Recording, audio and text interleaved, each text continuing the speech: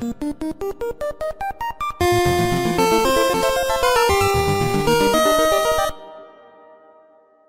whatever. Just gonna go live. Camera a little wobbly. It's okay. We'll make it work.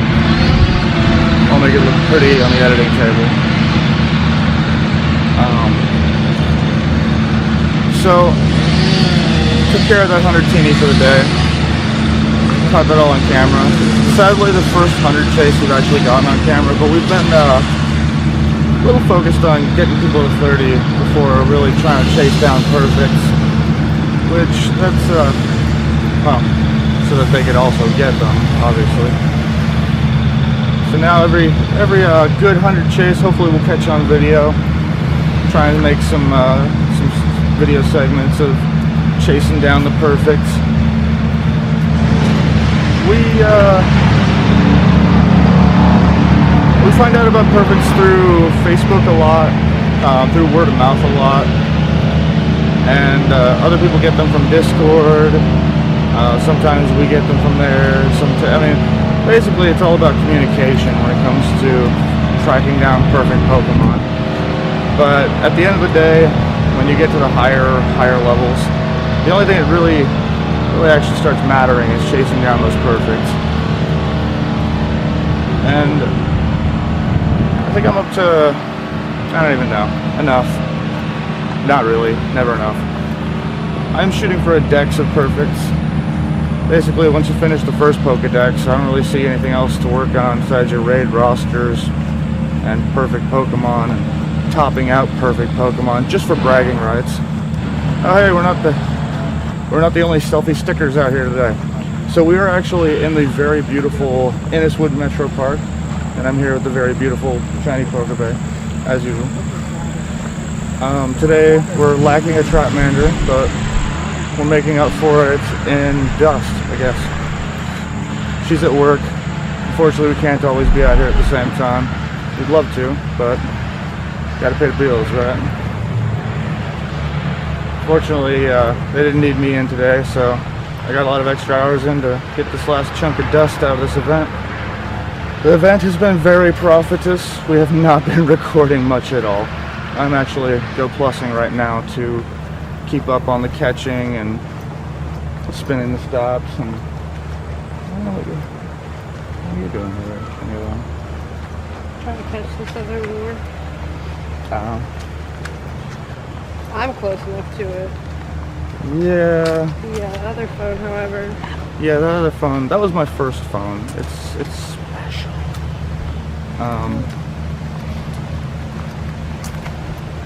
There. Cool. Or not. Backing up. Beep, beep, beep. Why is it hatching an egg? I don't know. It was a hemorrhoid. Oh, jeez. Kidding. Yeah, I don't wish any hemorrhoids onto anyone. Or, ramoroids, those things. Yeah, as I pan around, you can kind of get a good view. This is probably one of the most beautiful parks in Columbus. They take very good care of it. It is decently laden with stops. Not as decently as some of the other, well, super density parks like Schiller or Goodale even, but it's enough. Right now it's actually nesting Teddy Ursa, so we're farming up the teddy bears. And I've got 2 perfect Ursa rings that definitely could use that candy. Just can't really justify putting the dust into them just yet. They're on the agenda though. They're just pretty far down the list. See, I think at the beginning of all this I said I was going to top out or try and top out the perfect Blissey. That didn't happen. The perfect Ampharos. Chipmunk. Oh, who wants to be on camera? He's got stuff in his mouth. I got him. Yeah, I didn't get the perfect Amphi done. Got the perfect Jolteon finished. And 3 perfect Burpigs, Pillis ones. Definitely prioritize the dust towards those guys for no reason other than we love fur pigs. That's basically the big reason. I mean, yeah, sure, 4th gen Mamoswine's gonna be a monster, and by the time 4th gen hits, I'm gonna have at least 4 perfects totally topped out and ready to go. So that'll be pretty sweet. But in the meantime, they're just scary fur pigs, and that's its own coolness in my humble opinion. We did a chunk of gymming last night all around the State House. It was fun, but that's like spoof central as far as I'm concerned. Those gyms flip back and forth, the spoofers fight back and forth for them, and the people on foot just kind of, well, we get tired, or we just kind of stop them with big Blissies and Laxes, because most spoofers are bad. You didn't hear that here. No, actually you did. Hate spoofers. Bunch of scrubs. Except for Michelle. Yes, but she spoofs from the couch, so it's all good. Every time we need a weather report, she's there for us.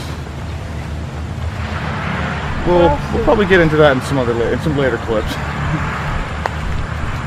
What else has happened? A lot of hundreds lately. The last few days especially, we've picked up 100 Rhyhorns. I think we got those on the first clip, I think. Yeah, Yeah, the Rhyhorn. yeah, we got the Rhyhorn and the first Oddish. I picked up 2 more perfect Oddish since then.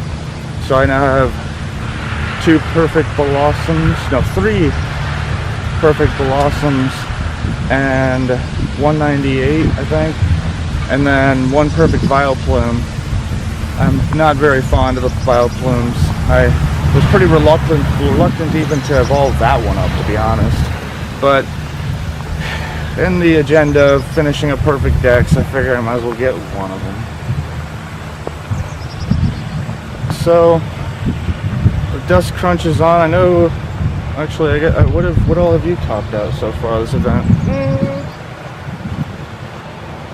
A 98 Espeon, 100 Vape, 100 Dragonite is almost there, thanks to today. And then I've just been topping out fur pigs.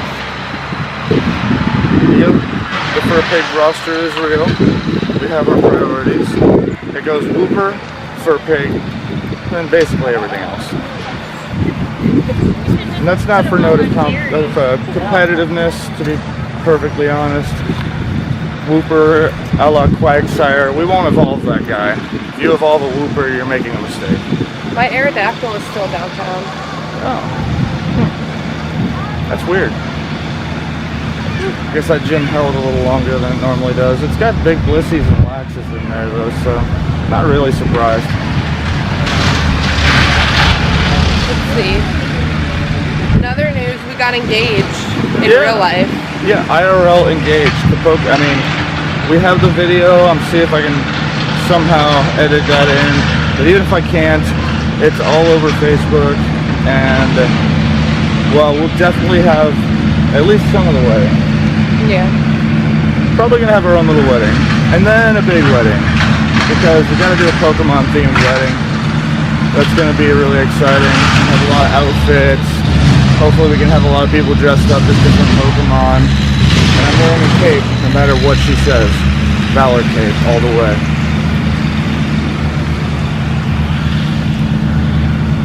And, I think that's the biggest news too. I don't know why I didn't lead with that.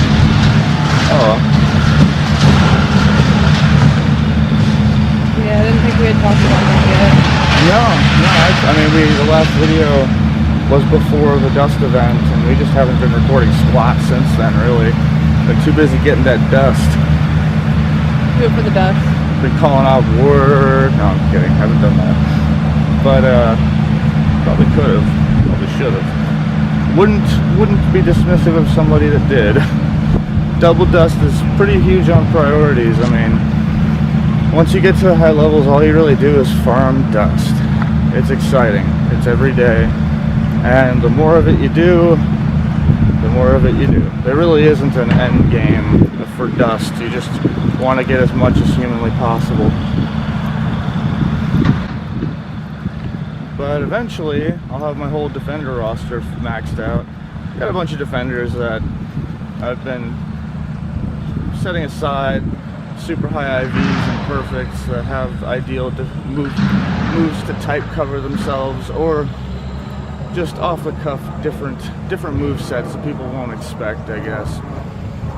See, I'm under the firm opinion that a Pokemon that deals its own type of damage is the worst possible gym defender. And my reasoning behind this is, you get to pick one Pokemon into a Pokemon every time, right? You have 6, you pick into 6. So if you go up against Vaporeon, for example, you know surefire that if you pick an electric type or a grass type, you're gonna win. It could even be a trash grass type, really. I mean, maybe against Vape, because Vape has super stats, you might have to get something a little beefier. But most people have Raikou now, so that can just completely destroy, we'll say, destroy a Vaporeon without even thinking about it, without even burning any resources. And I know a lot of people are like, oh, well, it's not hard to kill gyms anymore. You just have to, you know, whittle them down, blah, blah, blah, blah. Well, gyms are a resource battle anymore. You're not able to really hard stop people unless you have a crap ton of golden raspberries, which after they changed the loot system in gyms, that's not even really realistic anymore. Anyhow, you want to save those usually. But if you're trying to counter out somebody taking your gyms, the only real way to do it is to make it as inefficient for them as possible on resources. So you want them to have to trade against your Pokemon. So when they pick their roster, you kind of want to marginalize their choices. You want to give them chances of picking bad Mon. So like, for example, they pick electric into your Vape. They're going to be able to kill that Vape. They might burn a baby potion taking it down. Now, if you have, what's a good example?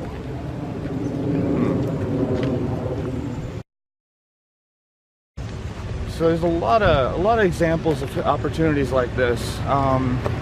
Bro, actually, Slowbro is a good one, because if they pick a grass type into Slowbro, because he's water psychic, Slowbro can pick up Confusion and Ice Beam.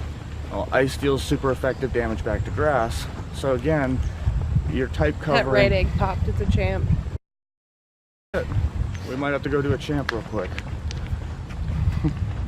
I don't know, is it worth the raid pass? So we have our passes prioritized today. I bought 12.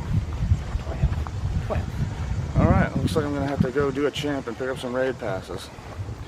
But you can go along with this idea here that you want to pick Mon that will at least eliminate one of the decisions that they could have made. And that is basically the only way you can try to defend a gym anymore. Oh, the camera's kind of...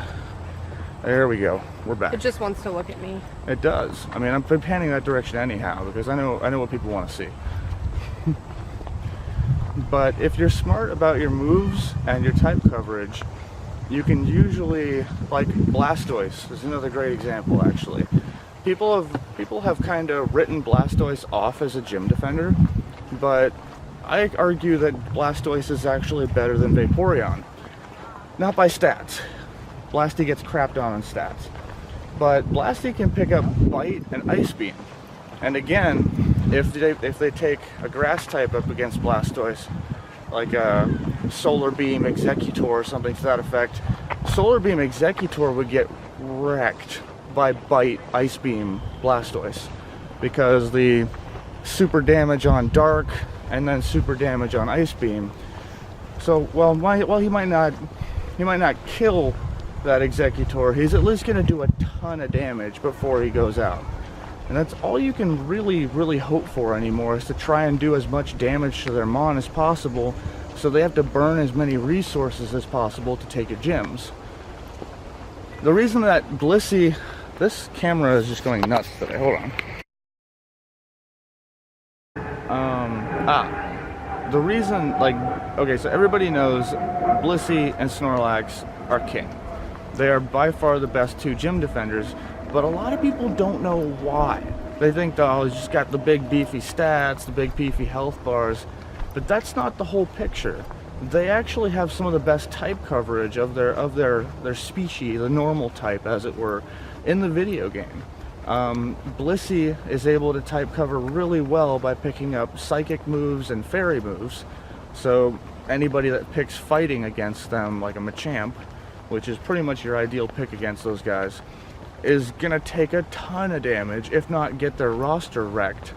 So one of the big reasons why Blissey does as well as it does is because it type covers. It follows all these same ideas that I've been going along with or talking about this whole time, except it does it accidentally, actually, because most people just like see big Blissey and they're like, oh yeah, good gym defender, but that's not really the whole picture.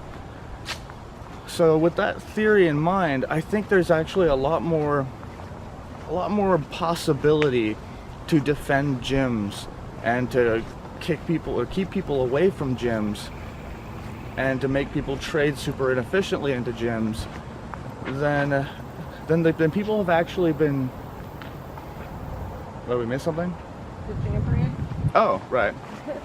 Then people have actually been really taking into account yet, and hopefully this whole concept kind of takes off a little bit with a little more information going out there.